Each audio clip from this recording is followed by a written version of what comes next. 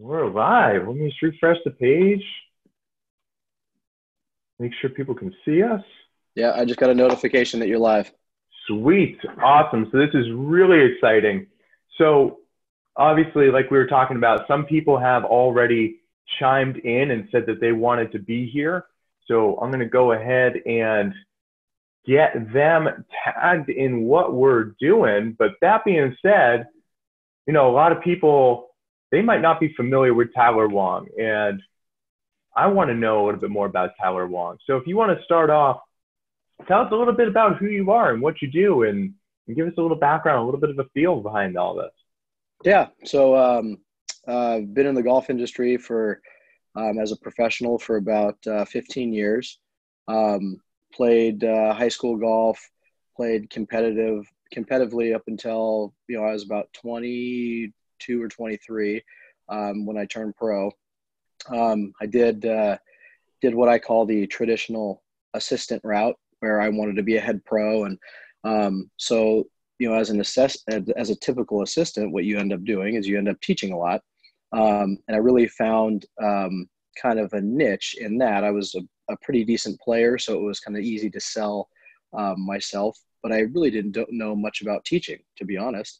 And those first 2 or 3 years, it was kind of teaching what I saw and taking what information I knew about ball flight and about playing and what I felt and what people told me that they felt, and reacting to that. And that being said, that's not much of a plan. So, what I ended up doing is I ended up learning more from my mistakes. And then I started to pay attention to, what other teachers taught. And I was kind of fortunate enough to teach with other teachers and talk to other teachers and take lessons for myself and look at different programs that various sources were doing for golfers of all generations and all ages and all skill levels and all genders, and kind of take what I thought was great and try to make it better, and take what I thought was poor but was maybe a good intention and try to turn that into something that actually works.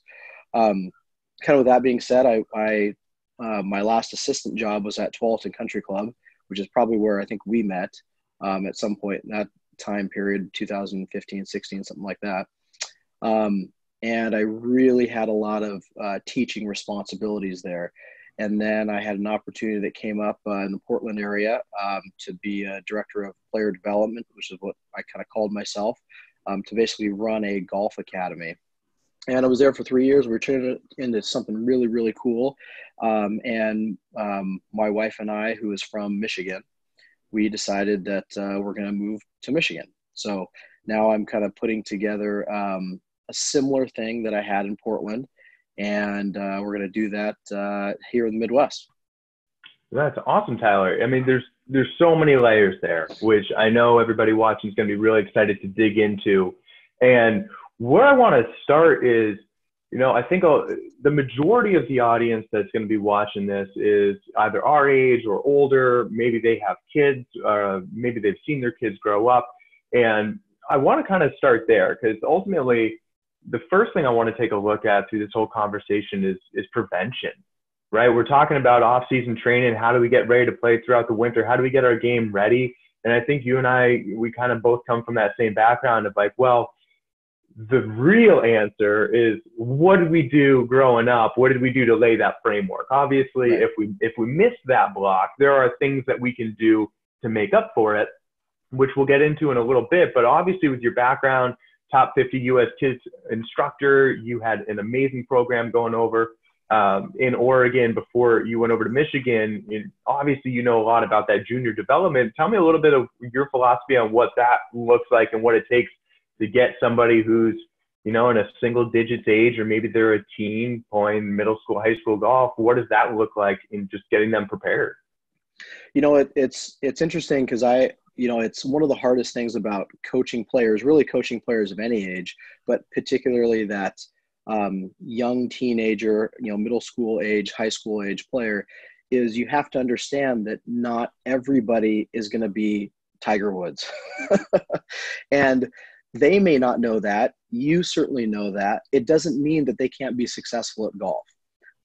So the thing that I think at the younger ages, the even before middle school, high school ages, is we have to develop this level of fun and excitement for them to grapple with, because that's the biggest challenge in exposing players, young players to the game, or even beginning adults to the game, is they have to have fun. And a lot of times success and fun, they are together. They, as a beginner, maybe, as a first time you've ever been to the driving range, or first time on the golf course, or first time that you ever hold a club in your hand, you really have no idea what to do. But as you just kind of get successful, let's say just at the bare minimum, get the ball going airborne and forward, that is an exciting thing to see as a player, or as that person experience that. It's very exciting for me as an instructor to see that person and see that person's reaction to that first experience. And that's the thing that I always have to keep in mind as a coach and as an instructor with those middle school age kids in particular, and maybe even a couple of years younger, is it has to be fun first, and they have to then be able to motivate themselves and push themselves if they have the drive to do so. I can't force it. You can't force it. We can create an environment where they can thrive, but we can't tell somebody, hey, tomorrow you're going to be Jordan Spieth. Absolutely. And I think what you're saying there resonates with a lot of people, where even if we're not a younger kid, just getting the ball airborne and moving forward is sometimes a big deal. And I think a lot of people, and part of why we're having this conversation is, how do we do that more consistently? And there's probably some people watching that have been playing for 20 years and they're still just working on how do they bring that consistency. They know they're not going to be the next Tiger Woods or something like that, but you harp on a really good point, which is the motivation to work on it yourself. And you as an instructor, myself, like, we can only do so much. We can guide people through the process. We can show them the path of least resistance, but at the end of the day, it's up to that student. And one of the things I want to circle back to later in this conversation is goal setting.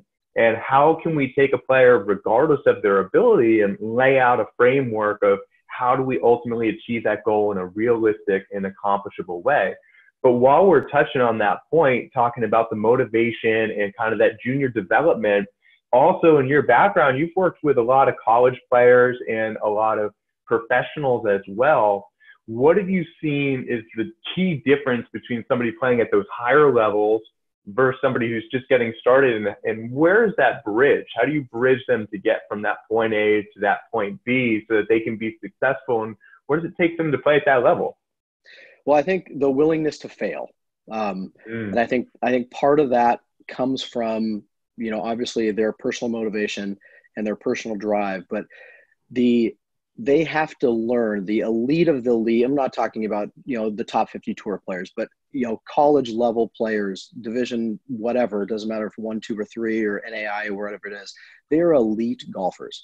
And they have learned at some point in their golf career that they need to learn how to fail, because golf, much like a lot of other sports, the predominant factor of being a good player or being a good athlete is learning from what you did in the past and not doing it again, or trying not to do it again. And that's one of the things that, even within the elite players, the difference between a Division I player and a Division II player is not often the skill of the golfer. It's often something else that they are either missing or they may not have in terms of experience. I had a player this last year who was a really, really good Oregon amateur player, and she had very little experience relative to her skill. And it was very interesting to watch, because I had never seen a player grow as fast as that by just playing golf, literally going out with her parents, going out with her friends, and even going out by herself and just going out and playing. And as she would play, she would pick up little things here and there. And that experience and that kind of willingness to fail and then learn from it is, I think, what is the big separator between each level of player. If we're talking about a 20 handicapper, to a 40 handicapper, that 20 handicapper has had more learning experiences than the 40 handicapper has. And so you can go all the way down the line from there.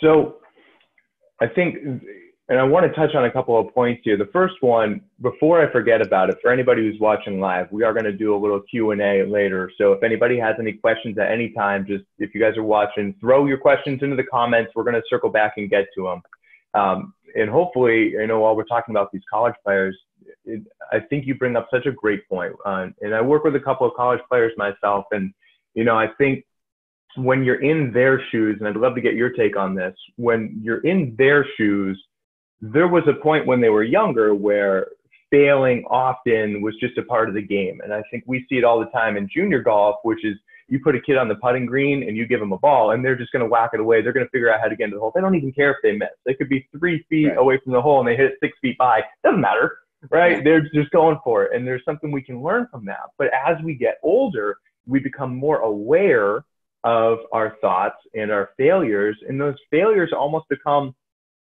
they almost affect our ego in a way of, I don't want to fail. I've gotten to this point. I don't want to go backwards. And there's almost this mental limitation or this limiting belief that, okay, I've gotten to this point. There's no more that we can go. And because of that safety, because the pressure from the coaches, from the team, from the division, I don't want to play bad. So that shift goes from, rather than playing to win and playing that shot that I know I need to, it's almost, how do I play to not lose?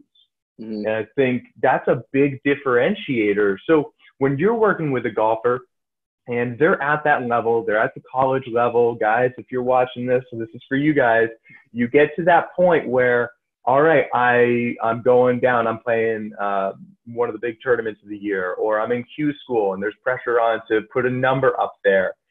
How do you break through that limiting belief without it affecting you so much? And I know that's a little bit of a convoluted question, but I think you know where I'm going with that. So I think there's two things. I think there's a mental and physical aspect to go into that scenario. So you're standing on the 17th green on a par 3 in a big college tournament, and you're tied for the lead or close to the lead, and you have to, let's say, go birdie or at very very least par.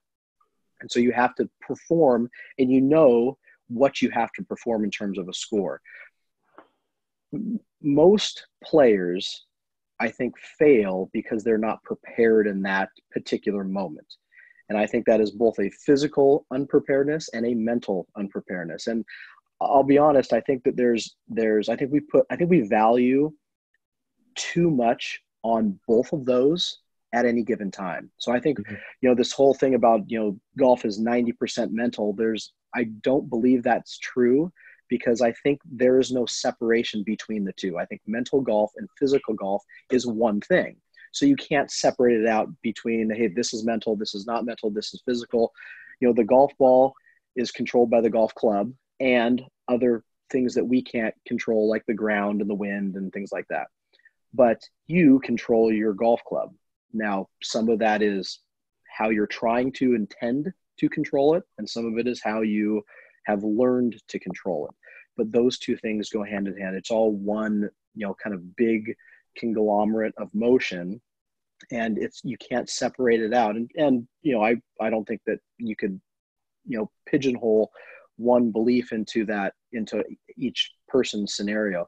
But yeah, in that example of needing to put up a score, there's a level of training that you have to have done with performance outcomes. And that's the thing that, that I think was missing in I call it the video era of golf instruction, where we had, I'm 37. I kind of was in the middle of that video era of golf instruction. And we were trying to make players look like Adam Scott, or look like Jack Nicklaus, or look like Tiger, or whatever, whoever the model was, right?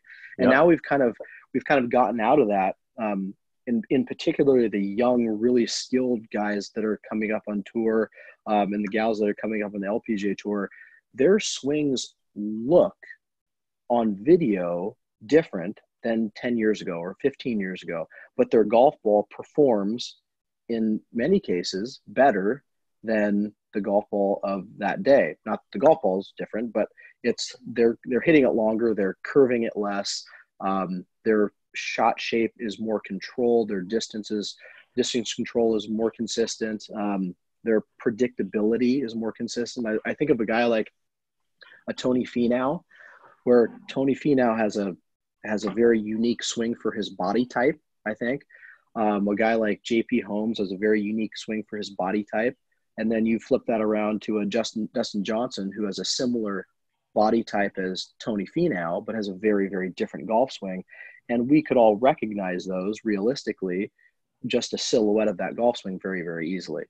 And that is, I think, one of the things that players don't understand is that, hey, your golf swing is your golf swing. The golf ball reacts to that.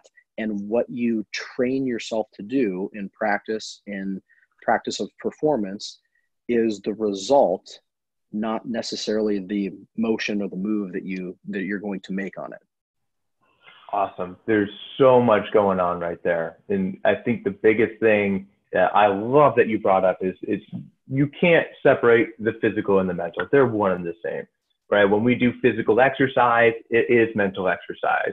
The body's going to fail only if the mind lets it fail. But if the mind allows it to keep going, we keep going. It's the same reason why, you could be so tired, you worked a long day at work, and then you're walking home in the city and somebody's getting ready to mug you, and you can just sprint down the road because your mind is and your body will follow.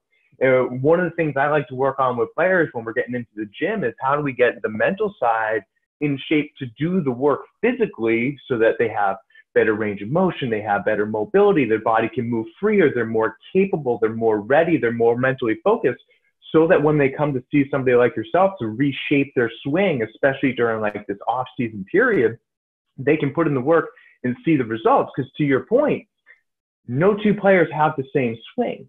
And Arnold Palmer said it the best with swing your swing. Don't swing somebody else's swing, swing the swing that is your swing. And I think to your point of the old school video model, you take 5 players and you try to match all of them up against Tiger's swing. Maybe one of them is successful and the other 4 are going to struggle because they're going outside of the context of what works best for them. So I guess where I want to ask this next one, because it's great to talk about the tour pros, but I think the audience watching this is a mixture of professionals and touring pros and then just your weekend warriors. What if you are just a weekend warrior? Obviously, when I'm working with them, it's how do we get into the gym, improve their range of motion, their flexibility, their mental acuity. But at the same time, everybody wants to hit the ball farther. They want to be more consistent. And they only have realistically, 3-4 hours a week on most people. That's on the high side. That's either going to be, I'm going to go out and play a round of golf, or I can do a couple of 30-minute sessions, maybe a 1-hour practice session in here. So I get to transition into the conversation of goal setting. How would you take somebody who's the weekend warrior and build a plan for them to reach their goals in the same fashion that you would with a tour player? Because I think they vary not by they're basically the same thing. It's just by degree, not by time. Scale, yeah, absolutely. Yeah. So what's your process? So when I see let's call Johnny 20 handicapper who enjoys playing, maybe doesn't have the time to play, they need to know how they can get better by practicing and what their time needs to be spent on. So, there's a couple things, launch monitors are great. And there's a couple things we've learned from them that have essentially become fact now. And that is that, the club face basically starts, the golf ball where it's going to start. And then relative to that, how much it's going to curve is based on where you contact it and the path relative to the face and things like that. But most players don't understand where the club face is at impact. And that's the thing that, if I could snap my fingers and make every golfer aware of that, that's the thing I would do. I mean, even from a tour player to a college player to a 5 handicapper to a 25 handicapper to somebody who I just met on the street and now they want to play golf. They have to have that awareness. And then from there, we can build basically just speed and efficiency, because that's really the name of the game. And it's always been, I kind of, chuckle every time I hear, it's now a speed game and a power game. Well, it's always been that. It's been that same way. It's getting extreme now, or the separation between tour players and say, your average 15 handicapper, that distance difference is, it's wider, but it's basically been the same. So that's the thing that I like to tell people, that let's start with that. Okay. So where are you hitting the golf ball and how you do it? Because if you can't control where you're hitting it on the face, where that club face is, and how much curvature your golf ball has during the flight, then we really can't do anything, because just trying to hit a perfect shot over and over and over again is not the recipe of playing good, effective, efficient golf. Let's say, since we're talking about off-season training, depending on where we are in the country, I think a lot of people have realistically 3 to 5 months. Out in Oregon, where we met, it's going to be probably June time before the dry season comes back around. Whereas some places like Arizona, it's colder. Maybe the fair weather golfer could still play golf, but they choose not to because it's 50 degrees and they prefer it to be 70. So they're saying, okay, I'm going to dedicate these 2 or 3 months, or these 5 or 6 months, just depending on where they are. How would you lay that plan out? And let's say somebody doesn't even have a plan. They just know today, this is the year. 2020 is the year. I'm going to play some great golf. How would you take somebody and kind of reverse engineer how to get them where they want to go? So I like writing down things so people can have them, whether they write them down on their phone or on a piece of paper or wherever they're going to write them down. I want to know essentially 5 things. I want to know, number one, is there one shot during their 18 holes that really gets them? So maybe it's, I can throw myself under the bus. I'm not the straightest driver of the golf ball. So I either have to improve my driving or I have to have a different strategy off the tee. Okay. So both of those are very good options for me, depending on what the round is. So on my list of things that I try to improve every year personally for my own game, driving accuracy is usually number one. Okay. So let's say that's what we're going to work off of. So I want somebody to write down 5 things that they're going to improve. Okay. The first one is going to be what shot really gets them. If there's something that pops in every once in a while, I want that. We got to eliminate that, whether it's a snap hook or a big, 25-yard slice, things like that. The next thing is what are they really, really good at? So I want them to be very self-aware at what they are elite, or what their most elite skill is on the golf course.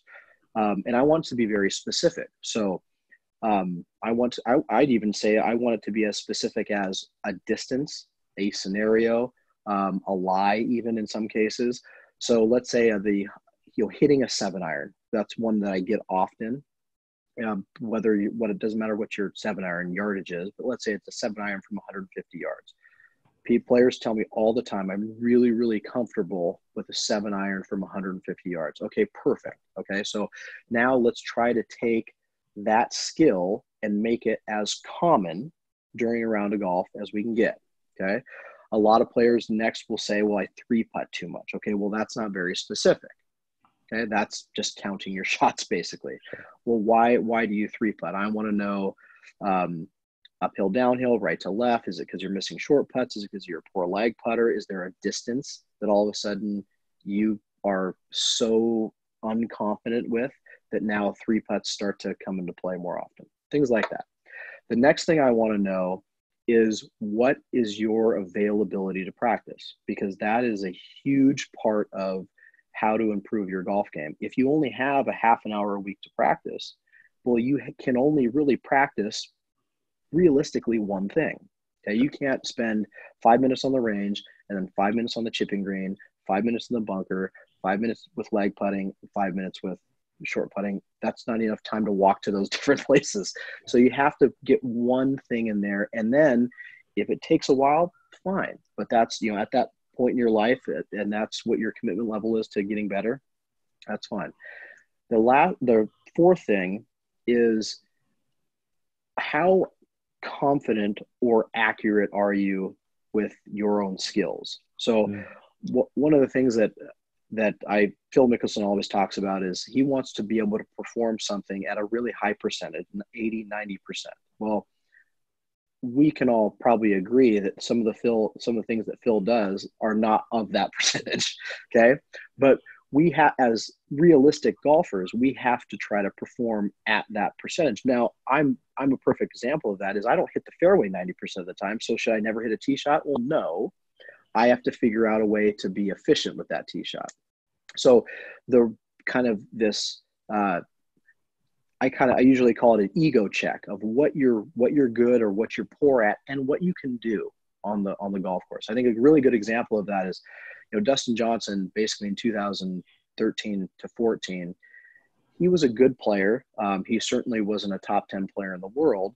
And he basically did one thing, is that he just hit a fade off the tee. And all of a sudden he took his advantage of length and decided, hey, I'm going to hit a fade and I'm going to hit it hard, but it's always going to fade. And he won the US Open by hitting a 60-yard slice off the tee. It's absolutely amazing. But it hit the fairway. He has enough distance and he knew it's where it was going to go. So you have to kind of accept the fact that, hey, maybe that day, maybe that season, maybe it's just your own golf swing. You have to do what you can control. And then the last thing is, and this really should be number one, but people don't like to hear that from me, is that you have to be healthy to do it.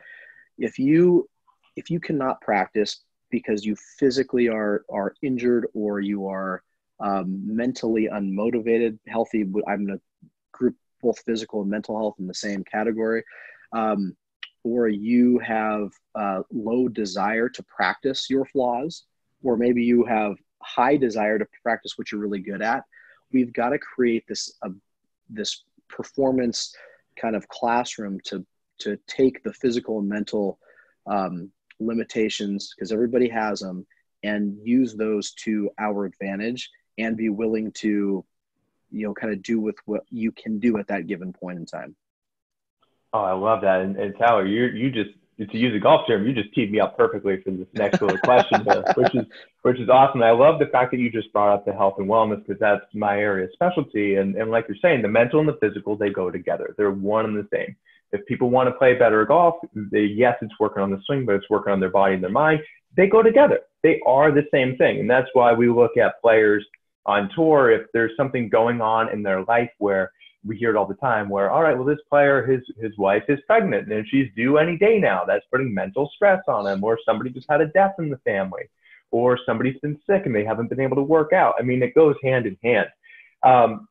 Where I'm headed with this is one of the things that I'll work on with a player when assessing their body and their mobility and their fitness is using certain key performance indicators, using things like mobility screens or fitness assessments, and really benchmarking their progress, being able to see how well they move, how much weight they can move, in what way, in what time. You have a background as well as a TPI instructor. And so I think the body swing connection is really prevalent there. And so it's really important to understand that what your body does directly correlates with what the swing can do. So I'm curious what kind of key performance indicators you like to look for from the golf perspective. And I'll try to tee you up with one of the things that I used to use all the time. And I still encourage people, especially from the mental side of the game, which is, it doesn't matter if you're a kid, if you're a weekend warrior or a tour player, you can be the best in the world from 3 feet and in on the putting green. And so that percentage is kind of that golden nugget. But obviously that's not the only shot in golf. So if somebody's looking to improve their game this season, going with everything that you were just talking about with fixing the big miss, focusing on their strengths, getting to a comfortable place, how would you take somebody through indicating what to focus on for their game and what indicators are going to have the biggest impact on their score this season? So generally speaking, if we're talking about Johnny handicap, 20 handicap here, most people are not maximizing their distance. So, and it's not because they're not swinging fast, it's because they're not transferring enough energy to the golf ball efficiently enough. So right. Whether that's missing, there's essentially 3 ways you can do that. With an iron, it's hitting the ground first or not getting the ball high enough on the club face. Okay. It's hitting it on the toe or the heel. Okay. Or it's having the face to path be a little bit too much of a difference between what is generally efficient. Okay. So all of a sudden now we have variables that come into the ball flight that we're not ready for. So I think actually people are fairly aware of how far they hit the golf ball. Some of us may over exaggerate that a little bit, but I think we're generally pretty aware. The problem is our benchmark is that super 99% efficiency 8-iron that we hit in the desert, downwind, downhill, and it was 180, right? Yeah. Not the realistic, like where you're at in Portland, it's 60 degrees in March and it's in the morning and it's chilly and it's dewy out, and that same 7-iron at same speed, same efficiency might be 160 or even less. So I think we have to get that solved first, because having confidence in your speed, and I don't mean just being fast, I mean being kind of predictable, can change what our confidence level is, or our perception of what our confidence level is. I mean, I think a really good example is for the lower handicappers out there is, how many times do you look in front of the tee box and there's a pond or a waste area or something that you just can't hit into, okay? And all of a sudden you do it, okay? Well, that thought process is more common for a 40 handicapper or a beginning golfer than it is for, I'll be very honest with you, I never think about that as a professional player. And I haven't thought about it for, years. So it doesn't come into mind, but it's because I have history of essentially not doing it. It's the same idea about a shorter putt. So that 3-foot putt that all of a sudden you miss one in a round, well, guess what? That stays with you. We all know this, but that's going to stay with you for the remainder of the round, maybe even the next round, maybe the entire season, whatever it may be, until you've made enough to where that all of a sudden is kind of removed. Okay. But there's also this idea that we need to build players' speed. And, I think we all kind of have a maximum that we can swing at without doing anything else. Okay. Without training, without do any sort of physical training, any mobility training, or any swing training. We kind of have a maximum when we get this club, which is essentially just raw athleticism and strength. Now, it may not be efficient, but we can get the club moving. We have to blend that with efficiency. So this idea that, I love players, I swing 80%. Okay. Well, that's maybe what you feel, but that's not what is actually happening. If you swing your driver at 100 miles an hour, which is about average for a male 12 handicapper, 100 miles an hour should get you 150 miles an hour in ball speed. Okay. That's how the math works. Now, that doesn't mean that you're going to hit it 300 yards. In fact, you're not going to hit it 300 yards at that. But maximize your speed. And then if you want to swing faster, well, guess what?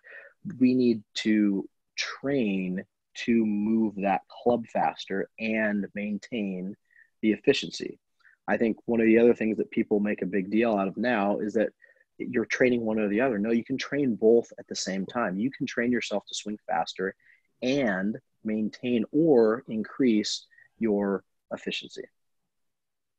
I love that. And the thing that really stuck out there to me is you were talking about how players want to swing, they want to increase speed, but then you caught yourself and you said, no, what they really want is the predictability, right? And I think that's something that, whether golfers want to admit it or not, that's really what they want, is how can they become more predictable off the tee with the efficiency. And to your point, most players, they're not swinging full out all the time. So it's kind of this balance, if you will, of how do we raise the ceiling on our potential to create speed, and that's through neurological strength training, through speed training, and through mental work. And then how do we refine the efficiency to maximize it? How do we raise the ceiling, increase efficiency, raise the ceiling, increase efficiency? And they work together. And I think it's almost, if you will, they could be separated, but not really. Like if we just have all the speed in the world and we do just, all right, I'm going to spend the next 3 years working nothing on speed, but I'm not going to touch a golf club,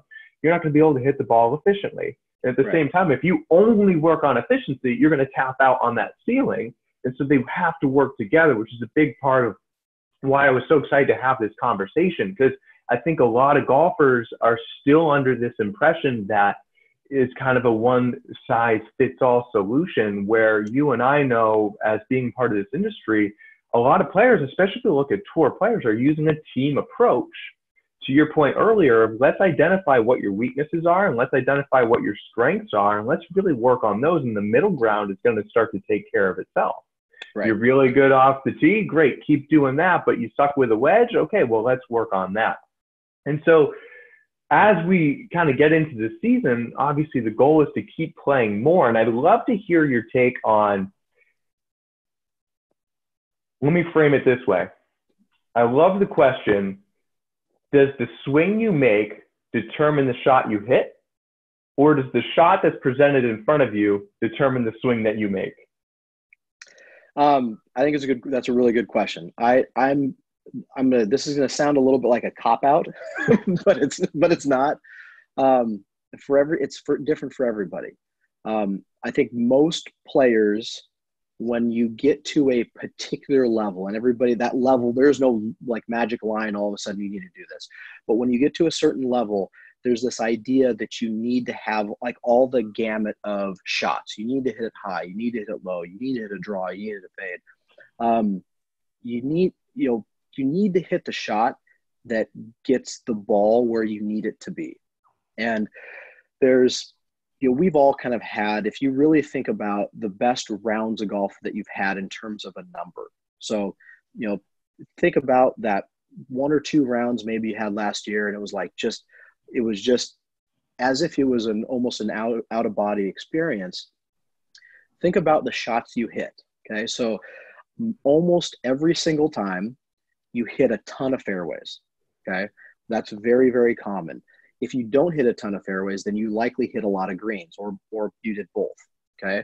There's also basically 2 other things that never happen. You have 0 or very few penalty shots, and you don't do anything that you shouldn't be doing, meaning you don't miss 2.5 footers. You don't miss 3 2.5 footers, or you don't 3-putt from 12 feet.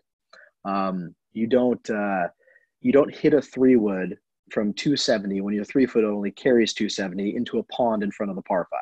Things like that. There's the combination of physical performance, strategy, mental control, and kind of this element of, I don't want to call it luck because I don't necessarily believe in that on the golf course, but there's things that you're doing that the results are more predictable because of the prior 3 things that I mentioned. And when you see that happen, it's not necessarily an accident.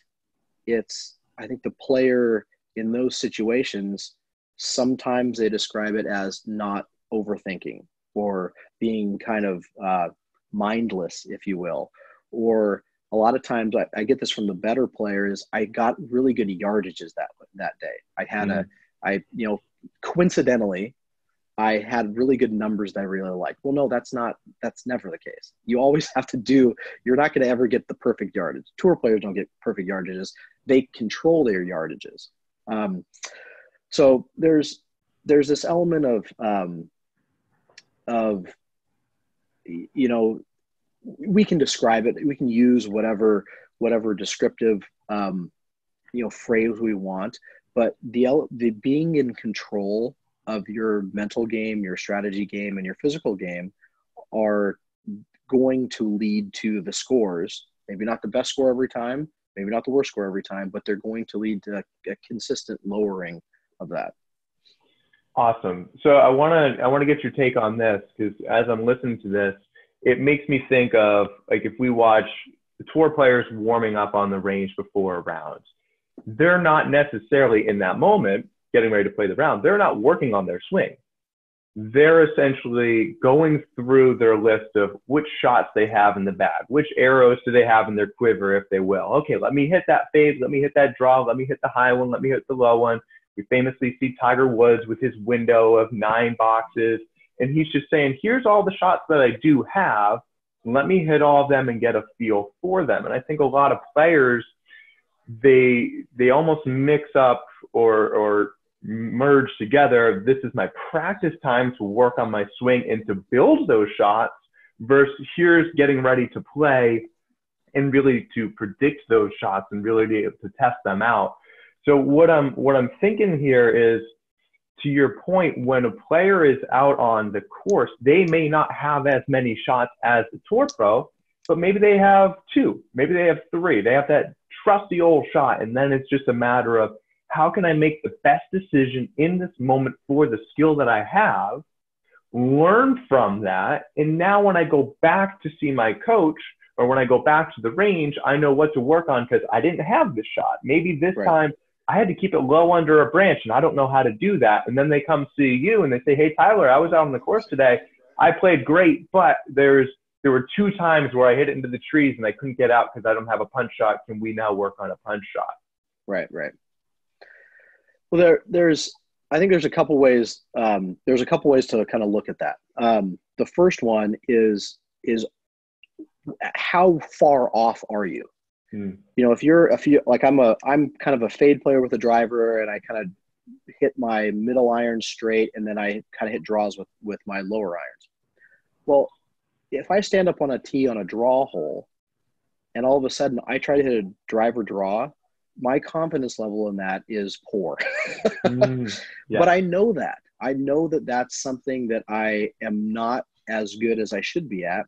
So again, there has to be a workaround, right? So I might go to my coach and I might say, hey, here's my scenario. I can't hit a driver draw. Okay, well, there's 2 options. You can either learn how to hit a driver draw, or could you do it with a different club? Okay. Right. And what are you good at? So, you know, like for me, you know, I hit the ball reasonably far. So it's easy for me. I can just say, hey, I'm going to take out a 3-wood, which is much easier for me to draw. And that's going to be my tee shot draw, if you will. Okay. But I know that what I'm going to miss by hitting a 3-wood in terms of distance, I'm going to gain in accuracy and shot shape. So I'm willing to sacrifice the, you know, nowadays it's really not that much anyways. It's 5, 10, 8, you know, maybe yards difference to gain confidence, gain, you know, accuracy, gain control. And that's where I'm willing to sacrifice that. I saw, this was, I believe it was a 2010 US Senior Open. It was at Sahalee, up just outside Seattle. And I stood on the range and watched the numerous guys, but one of the ones that stood out was Andy Bean. For those of you who remember him, kind of older guy, very old school thinker. He was kind of struggling with his wedges, in particular on 2 holes where there's a bunker left and the pin was left. And so he went to the very far right side of the range, found a green that was 120 yards out, took out his pitching wedge, and created the scenario where he had a bunker left, pin left, and his goal was to land it in between the bunker and the pin. And I went, wow, what a fascinating, he was there for 15, 20 minutes, not a terribly long time. And all he did was hit wedges into that spot. And all of a sudden, so then I asked his caddy, I said, oh, what's he doing? And he explained the whole thing to me. And when he did that, I went, oh, he's trying to knock out some of those demons. You know, in those, 20, 30 golf balls, he had little success on the course, and he found that to be a flaw that he could fix on the range after his round.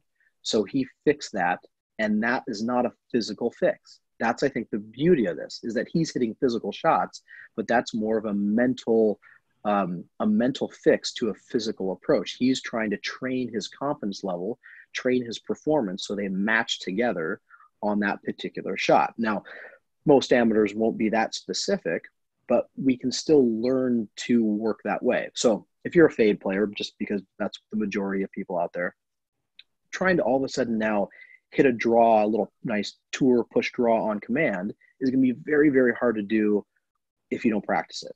Okay. But it doesn't mean that you can't do it.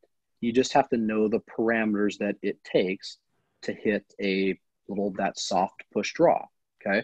So knowing what those parameters are and knowing how to kind of solve them are the ways to take each shot in your golf bag and make it a little bit better, make it something that's functional or usable on the golf course. Then train yourself to be confident in it, train yourself to have a common miss, train yourself to be acceptable with whatever the miss might be on that particular shot. I love that. And I definitely want to come back to that idea of confidence. But as we I have a couple more questions for you, and then I want to open up to the Q&A. So for anybody who's watching the stream right now, if you have a question and you want us to answer it, go ahead and type it in the comments. Even if you can't stay on the stream, Tyler and I will reach out and answer it for you afterwards. But we'll do a live Q&A in a second. But what I want to get your take on while we're talking about confidence is we've seen the game get longer and longer, especially over the last 20 or 30 years, right? And personally, I believe, let's move forward, right? It's more fun up there. We can score lower. We don't have to stress so much about those difficult shots. We can add variety to our game. If somebody's struggling to make par on a 450-yard par 4, what's wrong with going up farther? I want to get your take on how can we build confidence going into this season. What can we do to prepare to get ready to, if you want to play in the back, great, go and play in the back, struggle, make this game hard. But how do you create that confidence so people can keep coming back and we can continue to grow the game? Well, I think first of all, I think there's a very easy way to do this. That is to take your driver carry distance, take your 9-iron carry distance, add them together, and whatever that is, that should be your average par 4 length of the hole that you play. I like that. So let's do that one more time. I want to use it for myself here. So driver carry distance, not with roll, just driver carry distance. Sure. 9-iron carry distance, add them together, and that should be your average par 4 length hole that you play. Okay. I like that. Mine is 440, let's say, something like that. Okay. So all of a sudden, when I go to play a golf course that's 6,100 yards long, that means the average par 4 is going to be 360 to 380. That's going to run on the short side for me. Okay. When I go play a golf course that's 8,000 yards long and the average par 4 is 470, well, that's going to run a little long. So I'm going to move a tee up. If you take your average player out there, the 15 handicapper who hits their driver in the air 200 yards, hits their 9-iron 120 yards, all of a sudden a 320 yard par 4, they may see that as short, but that is the appropriate length that they should have for them. And, I think we're doing a better job of getting out of this like men's tees, women's tees, tour player tees thing and play the appropriate yardage, because frankly, especially now with this new handicapping system, it's not really going to matter as much. And I think that's one of the goals that the USGA and the RNA had with pace of play and the new handicapping system and yardages, and it's all based on the shot length data basically. And that is I think there's going to be two things that happen. Number one, I think people will really learn that it is more fun, and the fact that distance is a skill. I'm not going to deny that distance is not a skill in golf, but it doesn't mean you're not a skilled golfer. There's a lot of 40 handicappers out there that, the common thing is, they got older, but they might have been 10 handicappers when they were 35, but now they're 75. And because they're playing inappropriate yardages, they haven't lost any skill per se. They've just lost distance. They're still just as good from 50 yards and in and putting and chipping and driving accuracy. They're just not playing a golf course that's appropriate for them. I love that. I really like that formula. We're going to come back to that for sure. At this time, for anybody who's watching, if you do have a question, we're going to open it up. If you want to ask it, just go ahead and in the comments right on this page, you just type it in there. We'll see it pop up and we'll get to it. At the moment, I don't see any coming in, so we'll give them just a second. But I really like that formula you just shared. I don't know if you've heard this one. It's the one that I've been using, but I'm definitely stealing what you just told me. Feel free. The one, I stole it from US Kids, so. oh, perfect. So the one that I'll use is take your average 5-iron or 5 hybrid carry distance and you multiply it by 36. And that's the length of a course that you should be playing. Mm-hmm. And so you're probably a big hitter, so you're probably not limited by that many courses unless you're going out on a pretty good championship sized course. Because based on what you just said with your driver and with your 9-iron, I'm guessing you're 200 plus with your carry on 5. Is that accurate? Yeah. Cool. So you can play pretty much anywhere. So while we're waiting for a couple of questions to come in, for those of you watching, go ahead and comment them down there. What about for the people who aren't that long? What would you say is the number one thing that they should be focusing on this season to get the biggest return for that guy who does only hit the driver 200, or maybe he's getting a little bit older and he's losing distance? How can we still keep this game fun? I think when you find your appropriate tee box and then change your strategy. If you are, going back to my 5 things that I want to know from a player is maybe your, those strengths and weaknesses will likely change over time. So if your driving accuracy, for example, all of a sudden flips flops and all of a sudden you become a, 90% plus driver accuracy, well, hey, let's take advantage of using the driver on the tee as much as you can, and let's ramp up the distance by hitting driver. The other thing I'd like to tell people is that most of the time, players do not play in the appropriate manner from tee to green, meaning they hit driver and all of a sudden they just react to where their second shot's going to be. And then they react to where their third shot's going to be. And then they react to their fourth shot. I think we need to start thinking about golf almost in the reverse. So let's say you're a 20 handicapper and your goal is to make bogey on every hole. Right. Okay. Well, how do you make bogey? What's the easiest way to make bogey? Well, the easiest way to make bogey for the majority of those players is to make a very, very short putt. Okay. Yeah. For 5. Okay. So all of a sudden, well, how do we get that really short putt? Well, we have to have a first putt that was within a realistic 2-putt range. So within that 12, 15 feet. Okay. Well, how do we get a putt within that realistic 12, 15 feet range? Well, we have to hit either a really, really good wedge shot or a shorter shot or great bunker shot or great chip. Okay. Well, we have to get the ball then reasonably close to the green. Okay. So and reasonably is kind of, different for everybody. And then you just keep on working backwards. And going back to what I said about players who say, hey, my 7-iron goes 150 yards. I really like that. Well, let's go with that. Maybe you are really accurate with your 7-iron. Let's play every single tee shot to 150 yards and let's just see what you score. I like that. And then you're building the confidence of, at least I know I can go out and heck, even if it's just a 300-yard hole, hit 7-iron. Yeah. Right. And all of a sudden you get a nice fairway in regulation. You get up by the green and, it's not flashy. You're not, sitting at the bar after your round telling your buddies how you hit driver 280 and then made a 7, but sure. It's functional. And I think that's most players, not everybody, but most players would rather shoot a really, really good score than try to pull off these 2, 3, 4, 5 miraculous shots that come in for a round of golf. And that's when I think I would encourage everybody, if they can, to go play with the best player as frequent as possible. So I think one of the great things about PGA professionals is they, generally speaking, they want to play with customers and members of their club and just watch what they do. I guarantee you will find out something that you can apply to your own game. It not maybe to scale what they're doing, but sure. You can apply something. You'd probably realize maybe if you're playing a really tight golf course, like most of the golf courses in Oregon or even here in Michigan, most of us aren't hitting driver off of every tee. There's going to be a really good example on not this week, but the following week at Torrey Pines. Those guys are going to hit driver everywhere, and it's going to be remarkable because they're not going to hit a lot of fairways. It's probably it's one of the hardest golf courses that they play. And what they're sacrificing, they're kind of doing the opposite.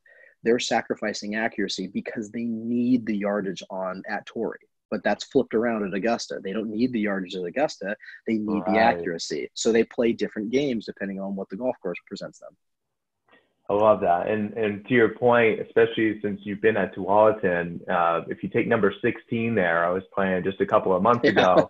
Yep. I don't feel comfortable hitting a draw off the tee, and I naturally hit a big fade. And I knew with the length that I have, if I just tried to shave that left side of trees, I'd either hit a branch, or if I go a little bit too far right, I'm through the fairway. So I went 4-iron, put it to 3 feet, made my birdie. And it wasn't glorious, but that felt better. I felt better about going 4-iron and making a putt than to go like driver, short iron, just because it changes it up a little bit. And it does. And you also get there's a, strategy. Just because you're standing on a tee doesn't mean you need to hit a wood, especially nowadays that we have hybrids and we have, 7 woods and we have driving irons. If you're a long hitter or if you're inaccurate with your driver, there's no reason why you can't kind of come back and take a step back. I tell, in particularly, longer hitters, this is choose a club off the tee that's kind of your default club. Okay. So for example, my default club, if I had never played a golf course before, I'm always going to grab my 3-wood. I'm not going to grab my driver. I'm grabbing my 3-wood first because I can hit more of an arsenal of shots with that. If all of a sudden I need my distance, or if I need a few extra yards, or maybe it's a par 5 or a par 4 that's longer and it's got a more open fairway, then I'll grab driver. But I'm not going to default to driver every hole. I'm going to default to 3-wood and then go up if I need to, or down if I need to. I love that. And to your point, you'll get a kick out of this. When I went and passed my PAT, I had failed twice trying to get there, and both times it was because of my driver. But on my third attempt at the PAT, I literally took my driver out of my bag, laid it on my bed, drove to the golf course, and I was like, no, let me take 3-wood off the tee all day. And I ended up passing.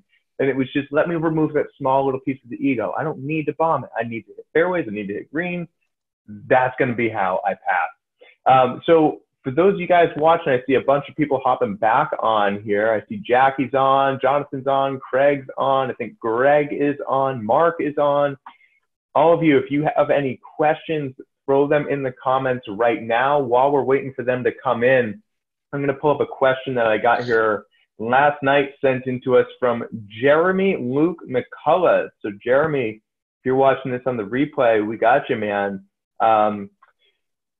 Jeremy is interested in some drills to decrease his slice. He says he's getting back into golf after going to school and starting a family. It kept him from the game for a little bit.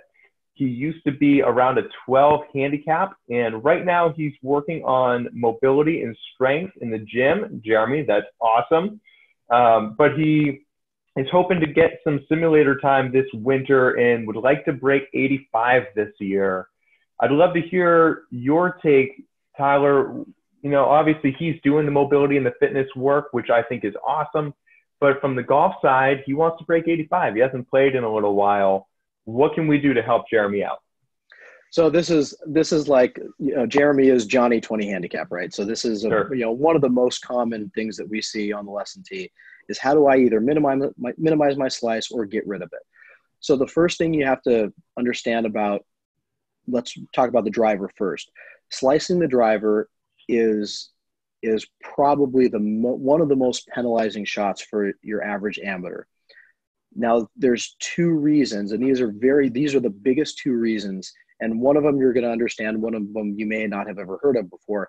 The face relative to the path. So if we're talking about a right-handed golfer, that means the path is left of the club face. Okay. Again, the path is left of the club face for a right-handed golfer. Obviously, a left-handed golfer, you switch it around. Okay. That's going to create some sort of right curving or slicing curving shot.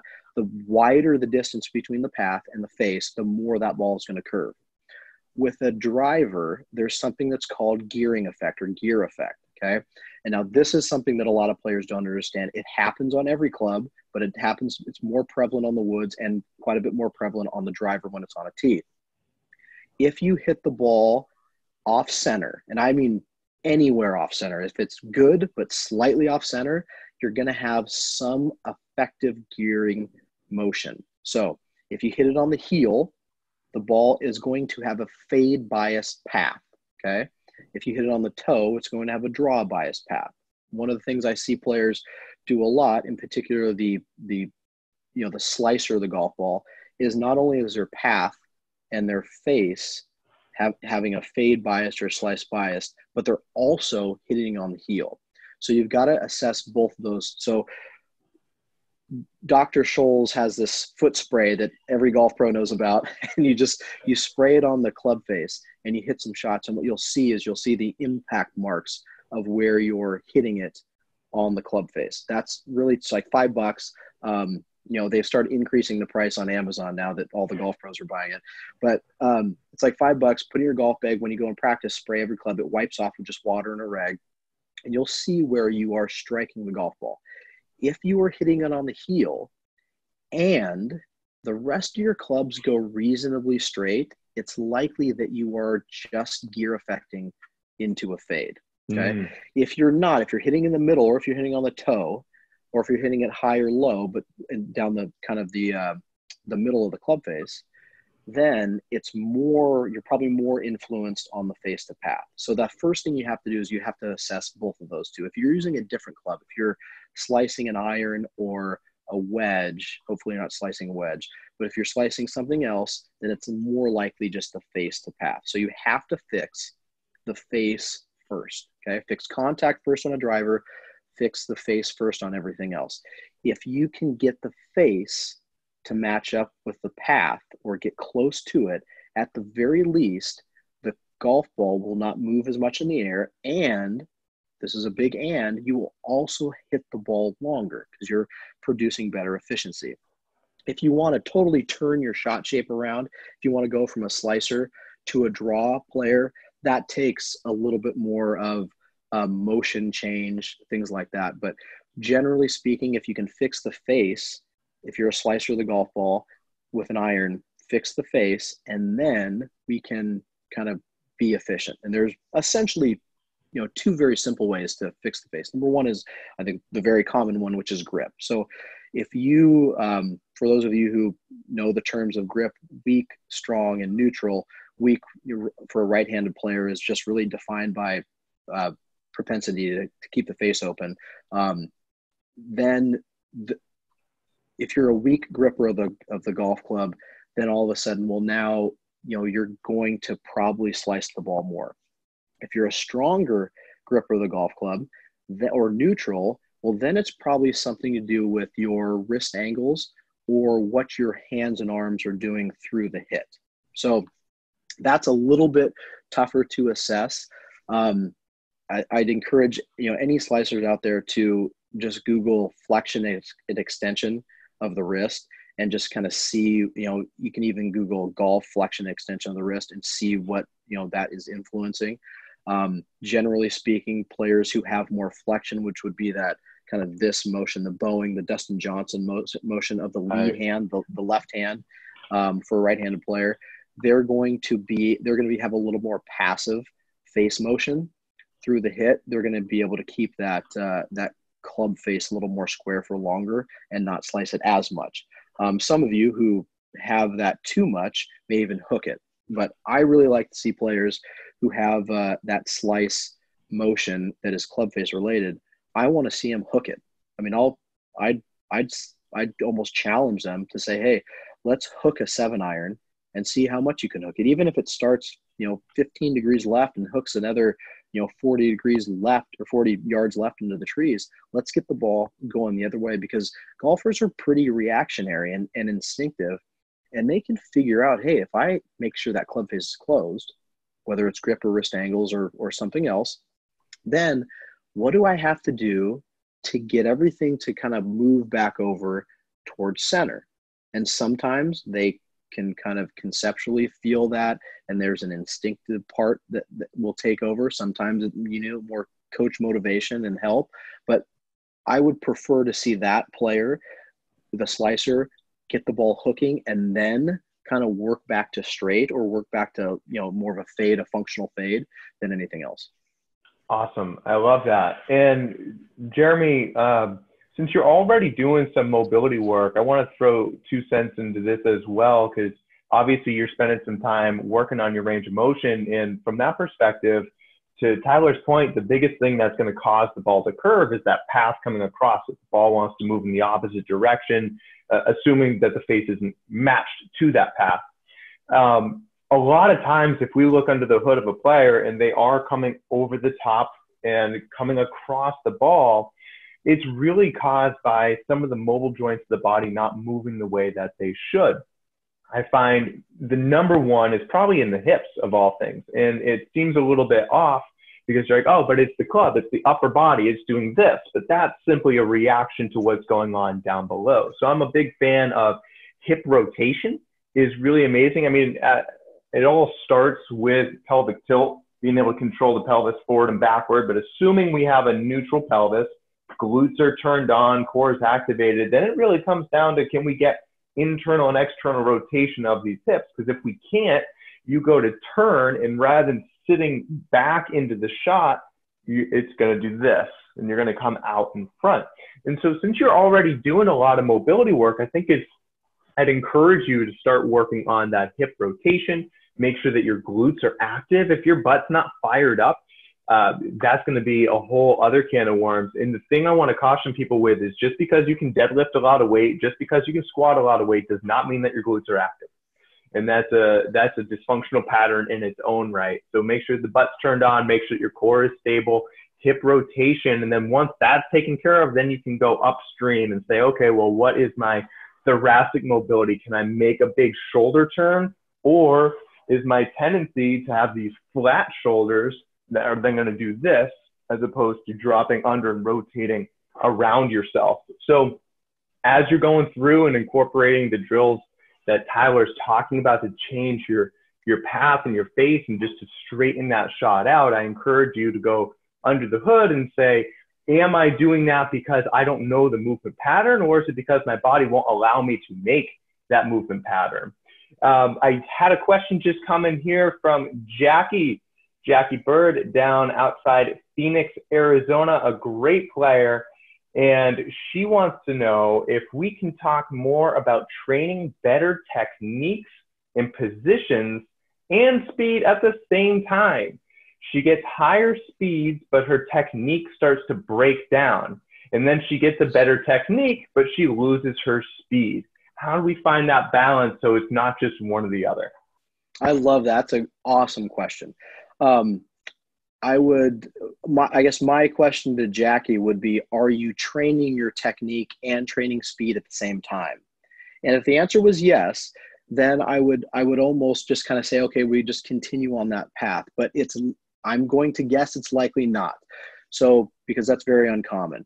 So one of the things I'm a big advocate for is over-under training. So for those of you who don't know what that is, that's, things like super speeds. If you see, Phil Mickelson has them, or Orange Whip has a version of that, where basically you take an object and you swing a lighter object as fast as possible to train your body to move a heavier object at the same speed, or as close as you can to that same speed.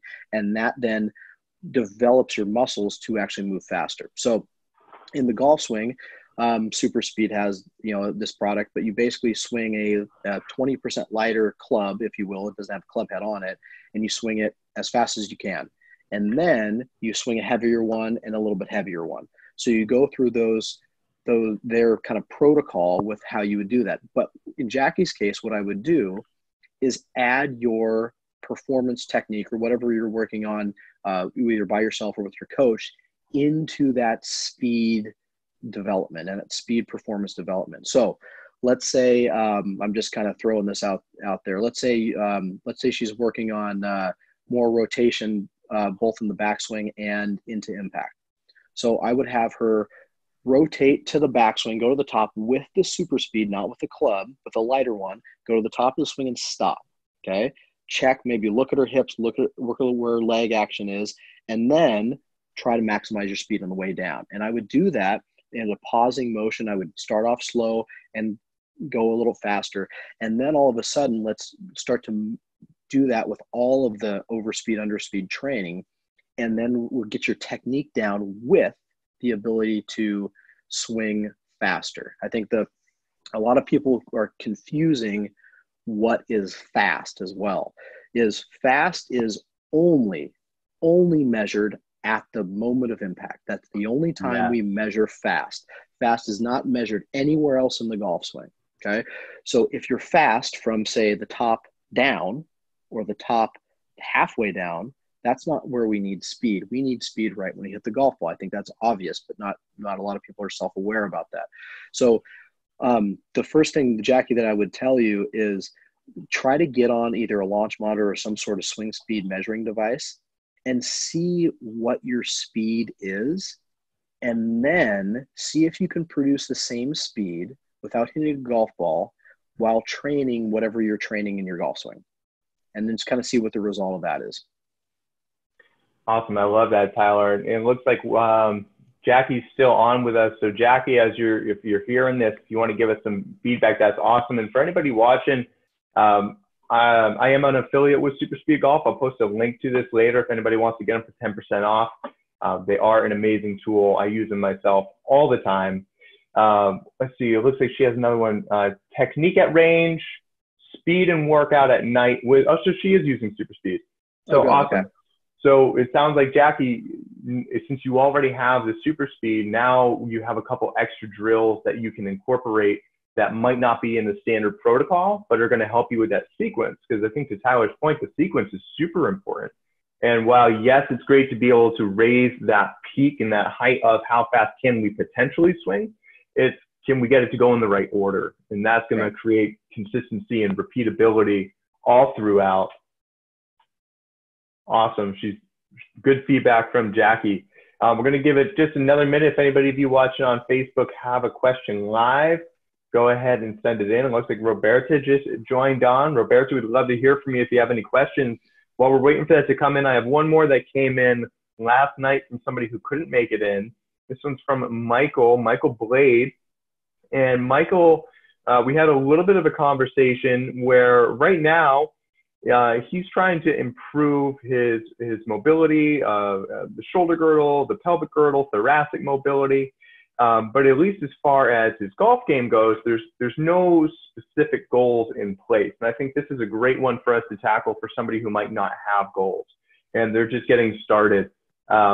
We've talked about it a little bit earlier in the conversation from the perspective of, say, Johnny 20 handicap, but what if it's somebody who this is really their first year getting going? Somebody got them clubs throughout the holidays, maybe business opportunities are coming up where they want to play. They really don't have much experience other than maybe they played baseball or softball growing up, a little bit of tennis here and there, miniature golf. How would you take somebody who's fresh to the game and start to, and ironically, Michael he is a professional, but we covered that already. I want to clarify that, Michael. I don't think that you're a newbie, because we haven't talked about it, but somebody's fresh coming to the game. How do we structure that, and how do we get them going and ready for the season? They only have a couple of months. What do they need to know in that couple of months? Well, this is going to be backwards from whatever most people are going to tell you, but you got to hit the ball first. You've got to get the ball going airborne and forward. Forget about putting, forget about chipping, forget about bunker shots. You will have more enjoyment and more motivation when you get control of the golf ball, hitting tee shots, hitting iron shots, things like that. Forget about putting and chipping now. Those can be kind of learned, or frankly, you can just ignore them when you're on the golf course. You can, I'm not going to say cheat, but you can move the ball around into a position where you feel comfortable hitting it. So you've got to get the ball airborne and forward. So I would suggest everybody, at the very least, you have to try it out with 2 clubs. You've got to get some sort of wood in your hand. Doesn't need to be a driver. It could be a fairway wood, a 3 wood, or 5 wood. In fact, for most people, especially if you're a slower swinging player, I would get some loft on that wood. Get a 5 wood, get a 7 wood, and then a shorter iron, a 7 iron, 8 iron, 9 iron, even a pitching wedge, and try to get some success. You can put the ball on the tee.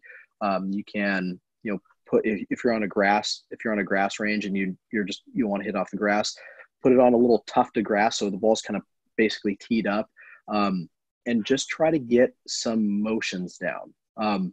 Once you kind of get the motion down, well, now let's learn how to hit the ball and get it going. So the first thing I tell people, especially brand new players, is the way you set up to the golf ball can help you hit the golf ball every time. So there's kind of a checklist of things you want to have. Iron, I'm going to be very general here, but irons you want to have generally in the middle of your stance. Driver, you want to be more towards your front foot. Driver, you want to tee that ball up as high as you possibly can, unless you're somebody who hits underneath it. Once you get those two things set, well, now let's try to get relaxed over the ball. Let's have some forward bend. Let's have your knees not bent but not locked, somewhere in between. Let your arms kind of hang down. If you feel like you need to reach just a tiny bit, that's okay too, but I don't want your arms to kind of come towards your hips or towards your thighs. I want to be out away from your body, at the very least, just hanging down. And then from there, just try to be as balanced as you possibly can. And what I mean balanced, I don't mean, like set and balance as if you're a middle linebacker or a shortstop and you can run either direction. I want you to be balanced as if you're going to turn. I like this idea, just for all the Oregon people out there, of having a wine barrel and standing inside a wine barrel where, wine barrels are, for me, I'm 5'10", roughly rib cage high. I can't move laterally in that wine barrel, but I can have rotary movement in that wine barrel. So I want to be a balanced in a rotary sense. After that, now we're going to talk a little bit more about specific things each player has to do. Things like, face path, how the shaft is transitioning, how the body is moving to create all of that. Where is your pressure on your feet? How are you moving into impact? How are you moving from impact out of it? Things like that. I love that. And I think this is a perfect time to go into this next question, potentially our last question, unless anybody else hops on. But this just came in from Roberta out in Italy. And Roberta, we appreciate you coming in. I know it's getting a little bit late out there, but Roberta wants to know, how can you create enjoyment when practicing on the driving range, in particular for adults, right? We've talked about all this of what are all the drills that we need to do on the range? What are everything that we need to do in the gym to get ready physically and mentally? But at the end of the day, we got to keep it fun, or else people aren't going to keep showing up. So I'd love to hear your take. How do we keep it fun for adults? Well, I would encourage this. I would encourage play. Go and play as much as you can. For some people who don't like to practice, static practice on the range, go and play. There's a lot of examples out there of people who are getting better just by playing golf, not necessarily by going to the range and hitting 100 golf balls. If that is, there's lots of reasons players can't do that. But if you can practice on the range, or if that's the better practice environment for you, well, then you have to kind of you have to be creative. There's lots of games that are out there. There's lots of kind of test results that you can try to get yourself to perform. I would encourage everybody to do what I call the 4-ball drill. You literally get all your golf balls into the bucket, out of your field of vision, put 4 golf balls next to you, whether it's on a mat or on the grass, so there's no other golf balls there. You hit all 4 of those golf balls to a different distance, the same target or same linear target, but a different distance. So let's say you're hitting a 7-iron. I would want to see a player hit a 7-iron 50 yards, and then 80 yards, and then 100 yards, and then 120 yards. Okay, or whatever their max distance would be with a 7-iron. Then go to your bag, grab another club, grab another 4 golf balls, and do the same thing. And as you kind of get better at this, well, now we can incorporate different shot shapes into it. So maybe somebody is already a pretty elite player. They can control their 7-iron distances. Let's control shot shape. So instead of hitting distances with those 4 golf balls, let's hit shot shape. So let's go 2 fades, 2 draws, or 2 highs, 2 lows. Or if you're really good, you hit 1 fade, 1 draw, 1 high, 1 low, things like that. And all of a sudden I don't know if that's fun for most players, but it's engaging. And I think, I don't know if there's a lot of practice routines that are, unless you really love practicing, sure, I would define them as fun, but they are engaging, and you can at least have some enjoyment because you're engaged with what you're learning. You're probably picking up some things when you're doing this. And as you do it, you'll start to develop certain skills and certain ball flights and certain performance kind of barriers that you might get to, and all of a sudden now we have something to really kind of stress ourselves on, or something to kind of help our stressful scenarios on the golf course, some confidence building practice routines. I love that. I love what you just said of it doesn't necessarily have to be fun. It needs to be engaging. And if it's engaging, it will likely be fun. And I think that's probably, in a roundabout way, why when we see kids playing golf, they have so much fun. It's because they're so engaged. It's fun to just immerse yourself in swinging a club and hitting a ball and playing games and putting around. And so I know the question was tailored towards adults, but especially since you're a top 50 US kids golf instructor, how can adults practice more like kids, whether in isolation or together? Get a practice partner. I preach all the time in the fitness world, don't do it alone. It's hard to change your diet. It's hard to show up to the gym, but if you have a partner, an accountability buddy, or you're part of a community, whether in person or you communicate online, you're more likely to stick with it. What would you do from that perspective in golf of just getting group practice going together and encouraging each other to have fun competitions and make it social? Because not everybody's going out for the tour. We just want to have fun this year. I think that's a great point. And I think that's a point that's I think trending the way that I see it most effective, and that is towards group learning, whether it's instruction or practice or just going out and practicing with your friends or your family members. We see this in college golf teams a lot, is when a college golf team has 10 to 12 players on it. Your first, as a freshman, you walk in there and all of a sudden you see the best player on the team, and right away what they do better than you and what you do similar to them. And one of the things that naturally happens is that player, that freshman, is going to figure out what they're doing or how they're doing it and how they can get better at that particular element of golf that the freshman may be poor at. That does not excluded just to college golf teams or high school golf teams. That goes for everybody. So your group of friends that go and play golf together, let's go to the range, let's go to the chipping green, let's go to the bunker, let's go to the putting green, and let's come up with games. I think one of my favorite games is something called cow pasture pool, which is kind of a very famous game US kids and Ops 36, things like that do. Very easy to play. There's elaborate versions of it. Basically, what it is you have a 4 to 5 golf balls and then a final golf ball, and you essentially play kind of a version of pool, like billiards pool, with those golf balls. And you have you have to hit your golf balls in before everybody else does. And if you want to look up the elaborate rules on it, go ahead. But another really good game to practice your putting, practice your strategy, practice your speed control, and kind of have a fun little environment to learn with. In the full swing, I really, really like games that move.